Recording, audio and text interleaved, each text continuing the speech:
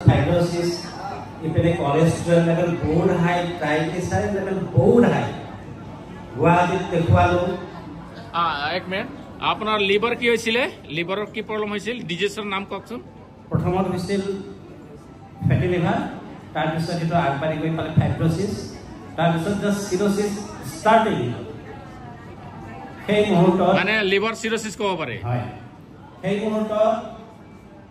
मैं एवं बांगालोर में गई गुस्सी लो.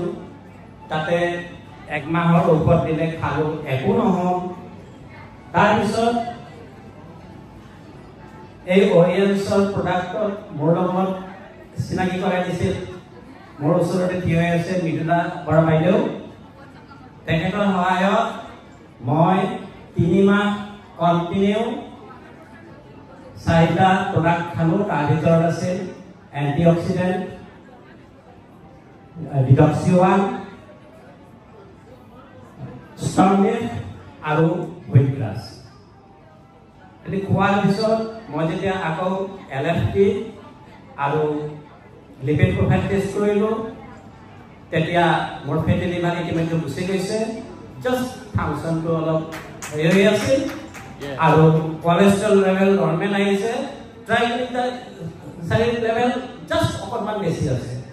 তাৰপিছত মই ইয়াতে অফিচত যোৱা মাহত আমাৰ ডক্টৰ বাইদেউ মৃগাংক্ষী তেখেতক লগ পোৱাৰ পিছত তেখেতে মোক দিলে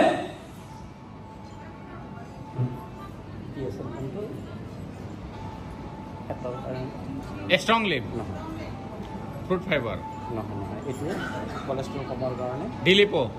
yes ডিলিপো দিলে কৈছে আপুনি এইটো কমপ্লিট কৰক. কমেও দুটা খোৱাৰ পিছত আপুনি আকৌ এবাৰ ট্ৰাইগ্লিচাৰাইড লেভেলটো টেষ্ট কৰিব. এতিয়া মই সম্পূৰ্ণৰূপে সুস্থ. ওয়াও. এটা সময়ত যোৱা বছৰত মোক যিসকলে লগ পাইছিল মই গৰমৰ দিনকেইটা কষ্ট লৰচৰ কৰিব নোৱাৰো. পাগলৰ নিচিনাকে গছৰ তলতো ফেন লগাই বহি থাকিব লাগে. মই শিক্ষকতা কৰো. ইভেন এই ছেপ্টেম্বৰ অক্টোবৰলৈকে জুন মাহৰ পৰা মই ক্লাছ কৰিব নোৱাৰা আছিলো. গছৰ তলত বহি থাকিছিলো.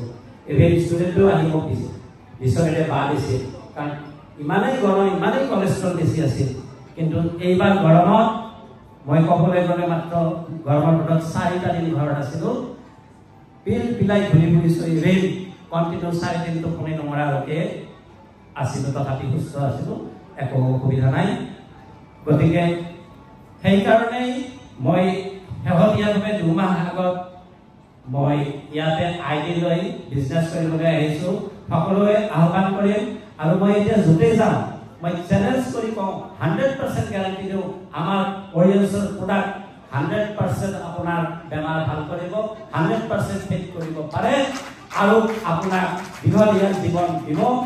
আৰু মই চাকৰিত মাত্ৰ 32টা মাহ আছো. কিন্তু মই নিজকে আগৰ পৰা শৰীৰৰ যত্ন ৰাখিছো আৰু অৰিয়েন্স খোৱাৰ পিছত মোৰ নিজৰ বাৰ্ধক্যক মই নিয়ন্ত্ৰণ আনিবলৈ সক্ষম হৈছো আৰু আশা কৰিছো মোৰ জীৱনৰ ইচ্ছা মই 100 ইয়াৰ্ছ জীয়াই থাকিম আৰু 40 বছৰ জীয়াই থাকিম এই অৰিয়েন্সৰ সহায়ত প্ৰাকৃতিকভাৱে. আপনাৰ নাম আৰু কথাকে একবাৰ ক'বচোন. মোৰ নাম মৃণাল গান্ধী ৰয়. মোৰ ঘৰ অসমৰ পশ্চিম সীমান্তত ডিঙিঙা নামে ঠাই, যিখন ধুবুৰী জিলাৰ অন্তৰ্গত. আৰু আগতে আমি কোকৰাঝাৰত আছিলো আৰু আমাৰ আটাইতকৈ নিয়াৰেষ্ট ৰেল ষ্টেচন হ'ল কোকৰাঝাৰ জিলাৰ গোসাইগাঁও. মই তাৰে পৰাই অহা যোৱা কৰোঁ. আৰু মই বৃত্তিত এজন বিষয় শিক্ষক অৰ্থবিজ্ঞানত.